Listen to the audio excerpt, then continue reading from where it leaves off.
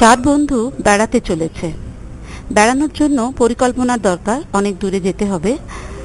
তো এরা চারজনের মধ্যে যে সমন্বয় করা দরকার ছিল, যা যা বক্তব্যগুলো এদের প্রত্যেকের ইনবক্সে, মেল বক্সে গিয়ে সেগুলো পড়েছিল। সমন্বয় করাটা কঠিন হয়ে দাঁড়াচ্ছিল এদের জন্য। কিন্তু এইভাবে মেল বক্সের ব্যবহার এখন পুরনো হয়ে গেছে। আরও অনেক ভালো একটা উপায় রয়েছে। সেই উপায় হলো উইকি। উইকি পেজে লেখা মোটেই কোনো শক্ত কিছু ব্যাপার নয়, খুব সহজেই এটার ব্যবহার করা যেতে পারে। যে দুটো শব্দ মনে রাখা দরকার, সেটা উইকির ক্ষেত্রে আমরা ঠিক যেরকমভাবে লেখার ক্ষেত্রে মুছে আবার লিখতে পারি, উইকি সেরকমই।